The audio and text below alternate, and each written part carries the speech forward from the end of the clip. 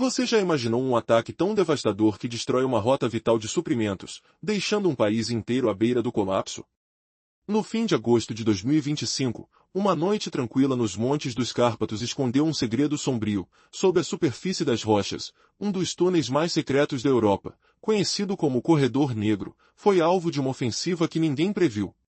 Este túnel, uma rota ferroviária modernizada, era a artéria estratégica pela qual chegavam equipamentos, tecnologia e suprimentos essenciais vindos do Ocidente para a Ucrânia. Considerado impenetrável, protegido e praticamente invisível, ele carregava cargas valiosas e até mesmo técnicos estrangeiros que operavam ali oficialmente. Mas então, às 3h29, tudo mudou. Dias antes, a Rússia realizou uma intensa operação de reconhecimento aéreo usando drones de alta altitude. Monitoraram a chegada de um grande comboio vindo da Eslováquia, com dezenas de vagões carregados com maquinário, equipamentos e geradores para manter as comunicações móveis funcionando. A inteligência confirmou que tudo estava dentro do túnel, pronto para ser atingido. No momento certo, começou o ataque em grande escala. De várias direções, foram lançados mísseis de cruzeiro, enxames de drones e até sistemas hipersônicos, modernos e letais. Primeiro, drones simuladores foram enviados para distrair as defesas aéreas. Logo depois, veio o golpe principal. A primeira onda atingiu as entradas do túnel, a segunda, o interior, e a terceira, o comboio. Um estrondo poderoso sacudiu a terra, sentido a quilômetros de distância. Enquanto uma chama explosiva iluminava o céu noturno sobre as aldeias próximas. As consequências foram catastróficas. Imagens de satélite mostraram que o túnel sofreu danos irreparáveis em toda a sua extensão. Um incêndio começou dentro dele, e o que antes era uma rota vital simplesmente deixou de existir. Inicialmente, as autoridades ucranianas tentaram minimizar o ocorrido, chamando de falha técnica, depois de atentado terrorista. Mas imagens vazadas mostravam claramente as ruínas fumegantes, estruturas destruídas e o comboio transformado em uma montanha de metal retorcido. Logo, o presidente russo declarou em uma transmissão impactante: este túnel simbolizava o apoio ocidental à Ucrânia. Agora, é o símbolo do seu fim. O tempo para reconsiderar acabou. A partir de agora, qualquer instalação ligada à logística militar será alvo. Não havia mais espaço para dúvidas ou brincadeiras. Vídeos mostraram ataques precisos contra pontes, centros de comunicação, subestações e ramais ferroviários nas regiões de Transcarpática e Lvov. A mídia ocidental reagiu rapidamente, ressaltando que, com a destruição do túnel, as rotas de suprimento vindas da Eslováquia, Hungria e Áustria foram cortadas. O transporte de carga passou a levar de 6 a 8 dias, muito mais do que antes, e as rotas alternativas não suportavam o peso dos equipamentos pesados. Isso fez com que as forças ucranianas perdessem ritmo e capacidade de reação. Generais da OTAN, em conversas reservadas, admitiram que o choque foi como cortar uma artéria vital. Sem ela, o coração não consegue bombear sangue. Enquanto isso,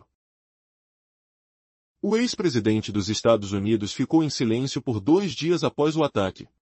Fontes indicam que ele estava profundamente irritado, e todas as tentativas diplomáticas para evitar a escalada foram frustradas. Milhares de milhões em suprimentos ficaram ameaçados, e a confiança entre os aliados balançou.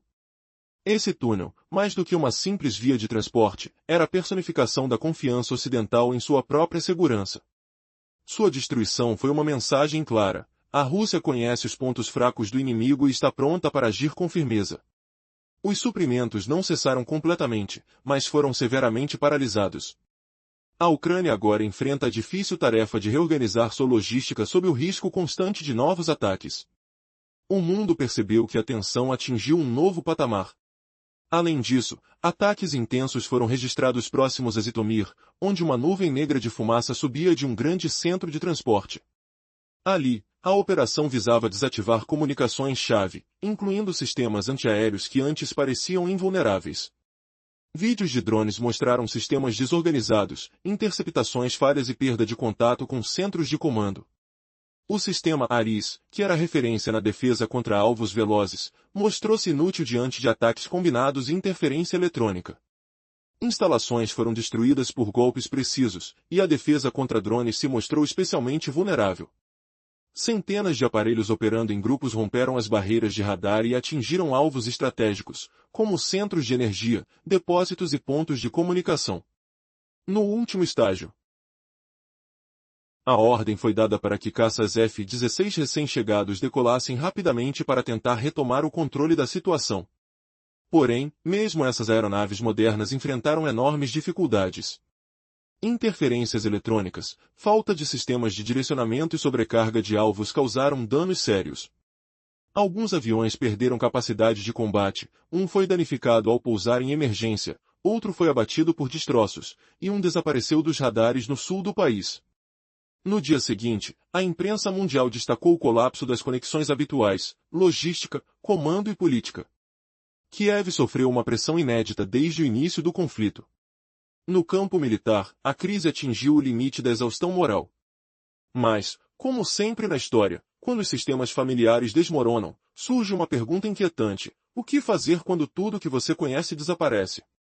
A decisão da liderança russa de desativar em larga escala sistemas antiaéreos, aeródromos e centros de suprimento marcou uma linha definitiva. Essa operação não foi um ato isolado, mas uma sequência de ações calculadas que mudaram a dinâmica do conflito no leste europeu.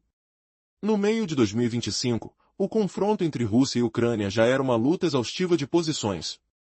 Apesar de contra-ataques pontuais, a Ucrânia enfrentava falta de recursos, dificuldades logísticas e dependência crescente de suprimentos externos. A Rússia, embora também sofrendo perdas, manteve superioridade em foguetes e aviões, além de desenvolver uma rede sólida de inteligência e ataques de precisão. A neutralização dos sistemas antiaéreos ucranianos foi resultado de etapas planejadas. Primeiro, estações de radar e centros de comando foram destruídos, assim como depósitos de equipamentos e munição, além de bases de sistemas ocidentais como Aris, T e Patriot. Depois vieram os ataques à infraestrutura aérea, atingindo tanto bases militares quanto civis usadas para movimentação de tropas e equipamentos. Pistas, hangares e depósitos de combustível foram inutilizados em pontos estratégicos, como Mirgorod, Starokonstantinov, Ozernaia e Chernobaevka. A fase final da operação mirou os nós ferroviários, pontes e centros logísticos no centro e oeste da Ucrânia, os principais corredores para armas ocidentais. Para isso, foram usados diversos tipos de armas: mísseis operacionais táticos, mísseis de cruzeiro balísticos lançados do mar e do ar, drones avançados, aviões com bombas planadoras e sistemas eletrônicos para desorganizar comunicações. A coordenação com satélites militares permitiu ataques em tempo real. O objetivo era criar um vácuo temporário de segurança, reduzir a eficácia dos sistemas antiaéreos e dificultar a chegada de suprimentos e movimentação das tropas, garantindo vantagem estratégica em várias frentes. Politicamente, essa ofensiva pressionou o governo ucraniano e seus parceiros ocidentais, expondo as limitações do apoio externo e a vulnerabilidade da infraestrutura mesmo nas áreas mais afastadas da linha de frente. A Rússia buscava mostrar que ainda podia surpreender e manter a iniciativa, controlando a narrativa global. O dano causado ao sistema antiaéreo ucraniano complicou significativamente a defesa tanto na linha de frente quanto no interior. Nas semanas seguintes, a aviação ucraniana operou de forma muito restrita. A movimentação de forças ficou comprometida e o futuro da resistência se tornou incerto. Agora, uma pergunta paira no ar: como a Ucrânia e seus aliados reagirão a essa nova realidade? E quem sairá verdadeiramente fortalecido desse jogo de poder que parece não ter fim? Era uma noite quieta nas montanhas dos Cárpatos, e os habitantes dos vilarejos adjacentes dormiam sob um céu estrelado. No entanto, debaixo da superfície rochosa, uma importante artéria de transporte, conhecida como Passo Negro, pulsava em segredo. Um túnel que conectava linhas de suprimento ocidentais à Ucrânia estava prestes a se tornar o cenário de um evento que mudaria o curso da guerra. A operação começou com drones, os chamados imitadores, que levantaram voo. O objetivo? Distrair o sistema de defesa aérea ucraniano. Então, começou o ataque principal. O chão tremeu com o impacto da primeira onda de mísseis, mirando as entradas do túnel. A segunda onda atingiu seu interior, enquanto a terceira se concentrava em um comboio. O estrondo ressoou à distância, e as explosões iluminaram a escuridão, visíveis até mesmo para os habitantes das vilas próximas. Os danos foram devastadores. Imagens de satélite revelaram que o túnel havia sido crítico para a logística, agora arruinado por um incêndio feroz, encerrando suas funções de transporte. Enquanto isso, autoridades ucranianas tentavam minimizar o impacto, inicialmente descrevendo o incidente como um mau funcionamento e depois como um ato terrorista. No entanto, imagens começaram a circular nas redes, mostrando escombros fumegantes e um comboio transformado em metal retorcido. O presidente da Rússia, em uma declaração impactante, referiu-se ao túnel como um símbolo da decomposição do apoio ocidental à Ucrânia. Ele proclamou que o tempo para reconsiderações havia terminado, e que agora qualquer infraestrutura relacionada à logística militar seria um alvo. O silêncio de Trump por 2 dias, após a catástrofe, alimentou especulações. Informantes revelaram que o ex-presidente estava frustrado, pois todas as suas tentativas diplomáticas foram frustradas. E assim, o que ocorrerá não foi apenas um ataque, foi uma desestabilização total das linhas de suprimento que estavam levando recursos essenciais à Ucrânia. O que antes era um fluxo contínuo de munição e equipamentos agora se tornará uma luta para reverter um golpe no coração da resistência. O que o Ocidente julgava seguro, haviam mostrado, estava à mercê de ações aventureiras.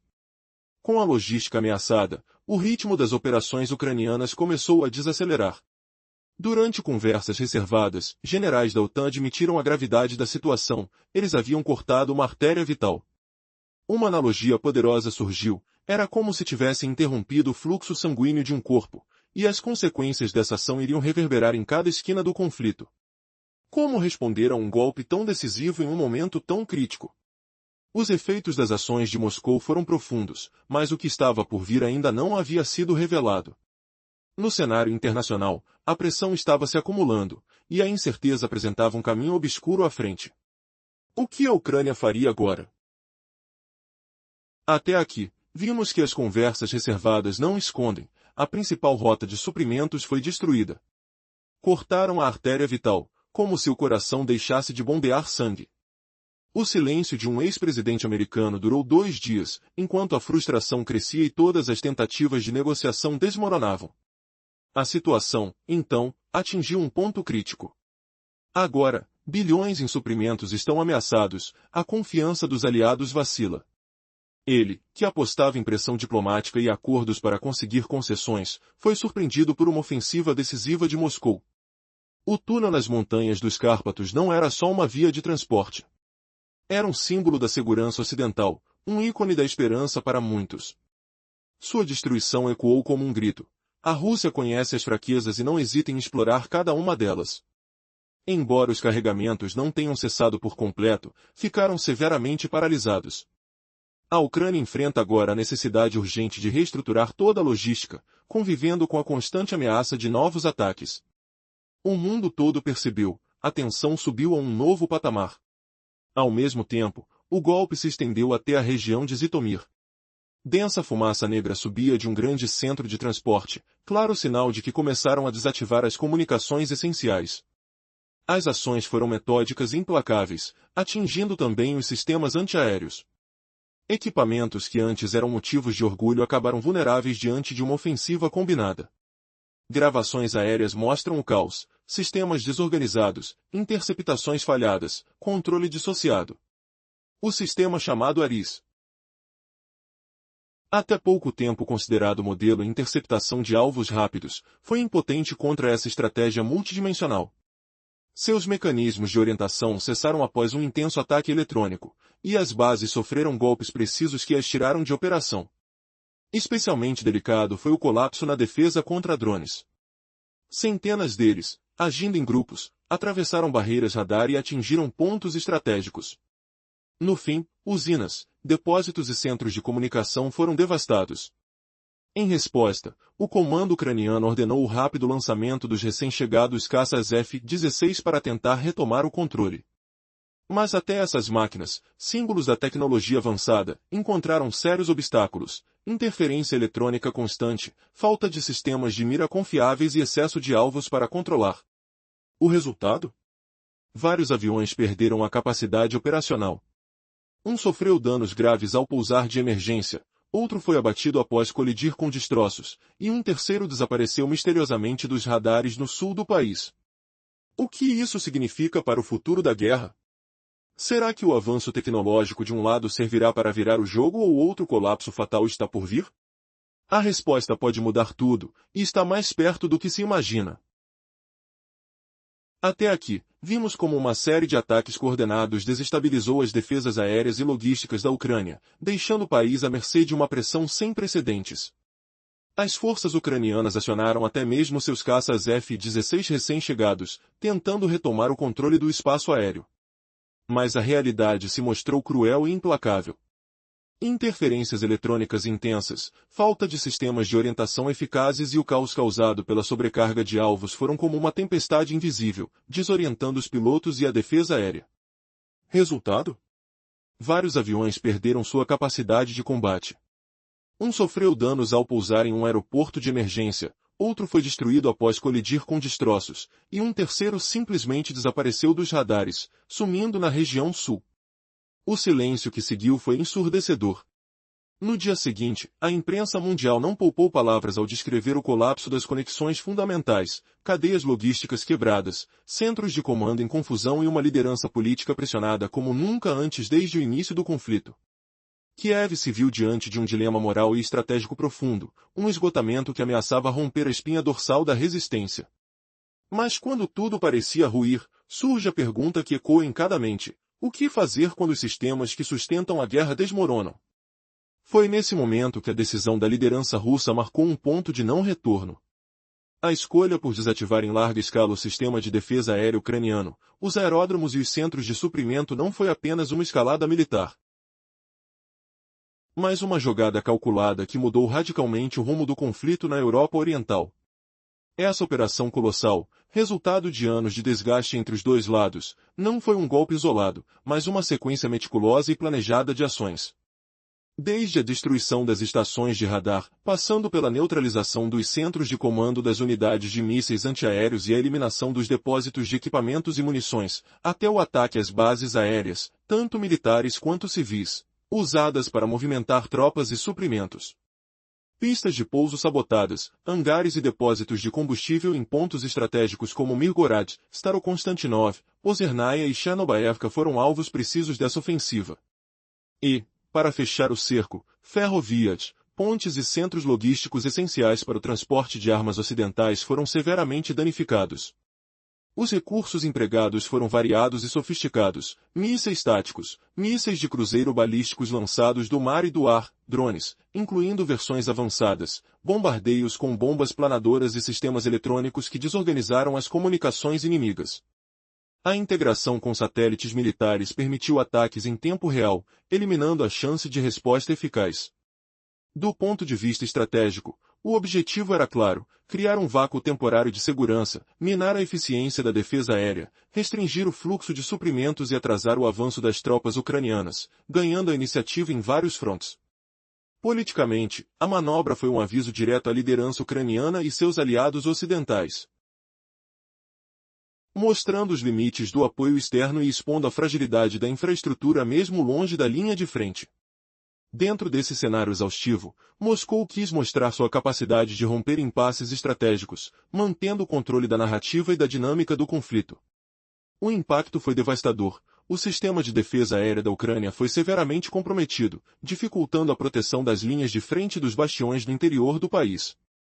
Nas semanas seguintes, a aviação ucraniana operou de forma limitada, enquanto a movimentação das tropas foi freada pelo novo quadro tático, que deixou claro que o jogo havia mudado, para sempre.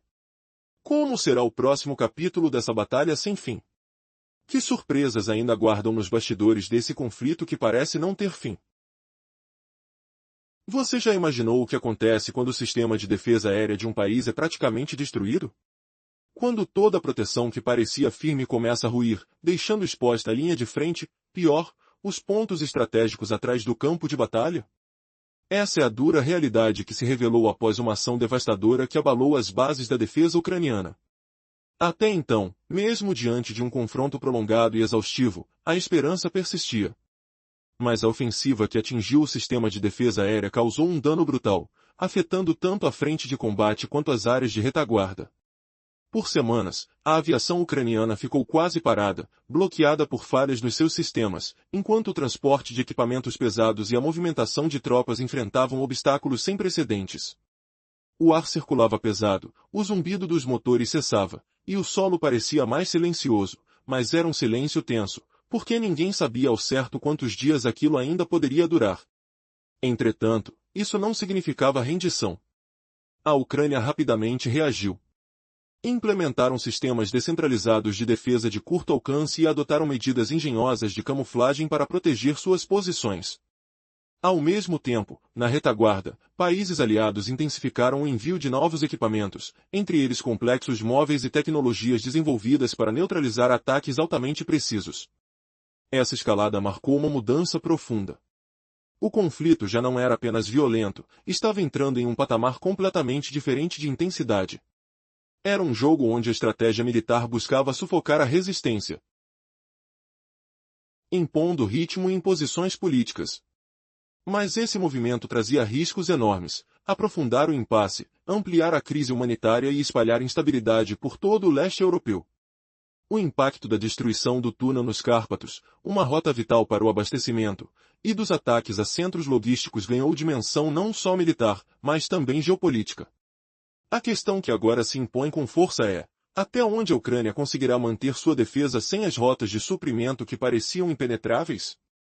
Especialistas começam a chamar os eventos de meados de 2025 de ponto de colapso da arquitetura logística do país. Por 3 anos, aliados ocidentais cuidadosamente montaram caminhos de fornecimento, confiando na proteção do túnel escondido sob as montanhas. Com a destruição desse elo-chave, tudo mudou drasticamente. Agora, correndo contra o tempo, alternativas são buscadas pela Polônia, Hungria e Romênia para manter o fluxo vital de apoio. Mas será que essas novas rotas suportarão o peso de um conflito que não para de crescer? A resistência poderá se sustentar, ou tudo está prestes a desmoronar? A situação se transformou radicalmente. Com a destruição da linha de transporte nos Cárpatos, os planos de logística da Ucrânia foram severamente prejudicados. A necessidade de alternativas rápidas surge, forçando o comando ucraniano a considerar rotas através da Polônia, Hungria e Romênia. No entanto, esses caminhos não oferecem a mesma segurança que o túnel carpatense, famoso por sua proteção e discrição. A movimentação de veículos pesados por pontes improvisadas se torna um alvo fácil para os ataques de precisão. A extensão do prazo de entrega de suprimentos, que saltou de 3 a 4 dias para mais de uma semana, ameaça a estabilidade na linha de frente. Diante dessa crise, aliados do Ocidente falam sobre investimentos urgentes em novos centros logísticos próximos à fronteira. Contudo, especialistas alertam: a construção dessas bases levará meses, se não anos, um tempo que a Ucrânia não possui. A perda de comboios repletos de equipamentos acentuou a escassez de recursos. Em julho, ficou evidente que as tropas ucranianas eram forçadas a restrições no uso de veículos blindados devido à falta de combustível e peças. Essa limitação impactou diretamente a dinâmica dos combates, resultando na redução da atividade e na necessidade de ajustar planos de contraofensiva. Enquanto isso, a Rússia intensificou sua campanha, atacando sistematicamente estações ferroviárias e instalações energéticas. O que antes era uma série de ataques ocasionais agora se transformou em uma campanha focada na desestabilização a longo prazo da infraestrutura militar da Ucrânia. Na arena diplomática, a situação se torna mais complexa. As capitais europeias se veem diante de um dilema: reconhecer a importância da ajuda a Kiev, enquanto os riscos e custos crescem. Nos parlamentos, cresce a pressão por uma revisão da estratégia. Em contraste, os Estados Unidos anunciam um aumento no apoio, mas especialistas destacam que qualquer nova ajuda se deparará com os mesmos problemas logísticos. A capacidade da Rússia de neutralizar rotas críticas levanta questões sobre a viabilidade de suprimentos, deixando a Ucrânia em uma tensão crescente. E agora, como a Ucrânia lidará com essa pressão sem precedentes? Poderá encontrar novas soluções em meio à desordem? A incerteza paira no ar.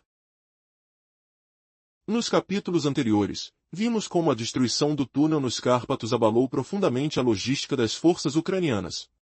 Mesmo com esforços desesperados para criar rotas alternativas por Polônia, Hungria e Romênia, nada conseguia oferecer a proteção e o sigilo que aquele túnel proporcionava.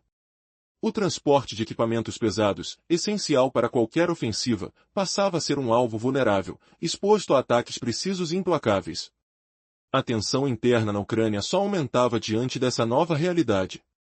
Agora, o comando ucraniano enfrenta críticas ferozes, vindas tanto da oposição política quanto de dentro do próprio alto escalão militar. A pergunta que ecoa é brutal: como segurar o fronte quando as linhas de abastecimento viraram o alvo número 1? Os fantasmas da incerteza dominam o ambiente. Imagens chocantes do túnel destruído, dos trens fumegantes e dos ataques a aeródromos se tornaram símbolos visíveis da aparente invulnerabilidade dos ataques russos. O sentimento que se instala é misto de medo e exaustão, como se a resistência começasse a roçar seus limites. Especialistas começam a desenhar possíveis caminhos para os próximos capítulos desse conflito. O cenário adaptativo sugere que Ucrânia e seus aliados vão tentar montar novas rotas logísticas, mais frágeis e difíceis, porém flexíveis, para amenizar o estrago, mas sem conseguir solucionar o problema por completo. Por outro lado, o cenário de escalada prevê que a Rússia continuará sua onda de ataques, agora atingindo não só alvos militares, mas também estruturas econômicas, ameaçando reduzir o fluxo de suprimentos a níveis catastróficos. Existe ainda um terceiro caminho, diplomático, em que o Ocidente teria que pressionar por negociação, buscando cessar-fogos temporários para evitar um desastre maior. Contudo, a chance disso acontecer, segundo analistas, é mínima. A queda do túnel nos Cárpatos não foi um evento isolado, marcou o início de uma nova fase, onde se luta não apenas por territórios, mas por rotas de transporte, centros de comunicação e redes energéticas. Neste confronto moderno, a logística deixou de ser apenas uma tarefa de bastidores e virou o campo de batalha principal. Cada ponto estratégico, seja um túnel, uma ponte ou uma linha férrea, se torna uma peça crucial na guerra pelo controle e pela sobrevivência. Os olhos do mundo estão fixos nesse palco de destruição e adaptação. Analistas já não hesitam em afirmar que o verão de 2025 será lembrado não por um golpe isolado, nem por uma série de ataques, mas pelo colapso visível da arquitetura de segurança e apoio que sustentava a confiança de Kiev e seus aliados. O que parecia sólido desmorona diante da realidade brutal da guerra. Mas, e se essa retração aparente esconder uma manobra ainda mais ousada? E se a verdadeira batalha não for pelo que está sendo destruído, mas pelo que surge nas sombras desse caos? Uma surpresa está prestes a virar o jogo de cabeça para baixo. Você está preparado para descobrir os próximos passos dessa guerra de nervos? Até aqui, vimos que a superioridade em recursos de mísseis e aviação, aliada a uma rede sólida de inteligência e ataques precisos, pavimentou o caminho para o que chamam de zeragem do sistema de defesa aérea da Ucrânia. Porém, isso não aconteceu de uma vez, e sim por etapas, meticulosamente planejadas para causar o máximo impacto. O primeiro passo foi mandar para o chão estações de radar-chave, centros que controlavam sistemas antiaéreos e áreas de armazenamento de equipamentos e munições. Entre os alvos estavam posições de sistemas ocidentais famosos, como os complexos Iris, T e Patriot. Em seguida, vieram os ataques aos aeródromos, tanto militares quanto civis que serviam para movimentar tropas e material pesado. Pistas de pouso ficaram fora de serviço, hangares viraram destroços, e depósitos de combustível foram destruídos em locais estratégicos como Mirgorod, Starokonstantinov, Ozernaia e Chernobaevka. Mas a ofensiva não parou aí. A fase final da operação focou em desbaratar os nós ferroviários, pontes, depósitos e centros logísticos na região central e ocidental da Ucrânia, justamente os corredores por onde passavam as principais remessas de armamento vindo do Ocidente. Para alcançar esse estrago, foi usado um arsenal impressionante, mísseis táticos operacionais, mísseis de cruzeiro balísticos com lançamento aéreo e marítimo, drones modernos, incluindo modelos recém-desenvolvidos, e aviões lançando bombas guiadas. Também entraram em cena sistemas de guerra eletrônica para desestabilizar as comunicações inimigas. O coordenador invisível de tudo isso? Satélites militares, que permitiram ataques guiados em tempo real, transformando o céu numa janela para cada movimento. Do ponto de vista estratégico, o objetivo era criar um vazio temporário de segurança, diminuir a eficácia da defesa aérea e frear o fluxo de suprimentos e mobilidade das tropas ucranianas. Essa interrupção brusca deu à parte agressora o controle da iniciativa em vários frentes. Politicamente, o golpe também tinha uma mensagem clara: pressionar o governo da Ucrânia e seus aliados ocidentais, mostrando os limites da ajuda externa e a fragilidade da infraestrutura mesmo longe da linha de frente. Essa decisão não foi apenas militar, mas também uma jogada interna, para reafirmar a capacidade de realizar avanços estratégicos, manter a liderança do conflito e controlar a narrativa global. O resultado? A defesa aérea da Ucrânia ficou tremendamente enfraquecida, dificultando a proteção da linha de frente das bases no interior do país. Nas semanas seguintes, a aviação ucraniana operou de forma reduzida, enquanto a movimentação de equipamento pesado e a rotação de tropas enfrentaram severos obstáculos. Agora, diante desse cenário, a grande questão emerge: como a Ucrânia pode reagir, se seus sistemas mais vitais foram atingidos com tamanha precisão e eficiência? E que novos desdobramentos esse choque de forças pode desencadear? A tensão alcançou um nível sem precedentes, e cada passo futuro carrega consigo o peso desse golpe devastador. Até aqui, vimos como a vantagem no potencial de mísseis e aviação, junto a um sistema de inteligência e ataques de precisão confiáveis, foi usada para praticamente zerar a defesa aérea da Ucrânia. Esse colapso não aconteceu de repente, mas em várias etapas, cuidadosamente planejadas. Agora, imagine o som cortante das ondas de rádio interrompidas. Primeiro, as bases de radar deixaram de funcionar, seguidas pelos centros que controlavam as unidades de mísseis antiaéreos. Depósitos cheios de equipamentos e munições foram atingidos, assim como as posições avançadas dos sistemas ocidentais mais modernos, como Ares, T e Patriot. Era como se a espinha dorsal da defesa estivesse sendo quebrada.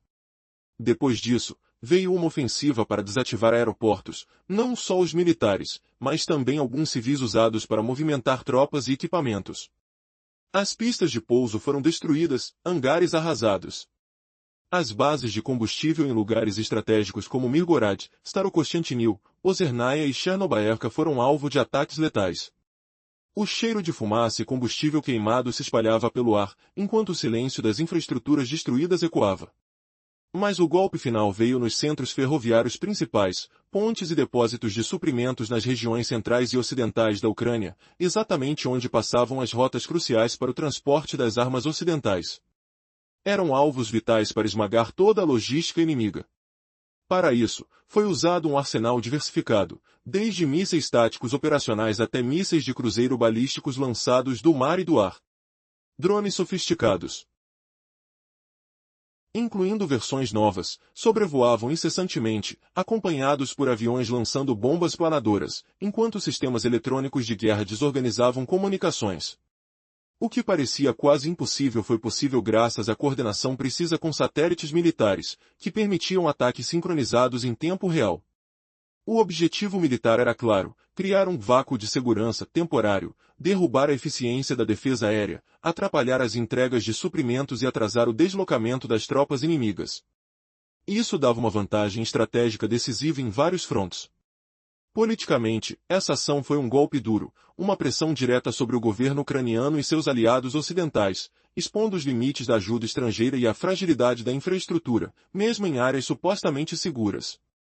A decisão desses ataques teve raízes também em expectativas internas. Em meio a um confronto prolongado, Moscou quis provar que ainda podia forçar avanços estratégicos, mantendo o controle da iniciativa e da narrativa informacional. Mas a pergunta que não quer calar é: o que realmente acontece quando a espinha dorsal de um país é tomada de assalto? E quanto tempo a Ucrânia pode resistir quando suas rotas vitais são quebradas e seu céu, cada vez mais vulnerável, parece escapar de suas mãos? A resposta pode mudar o destino de toda a região.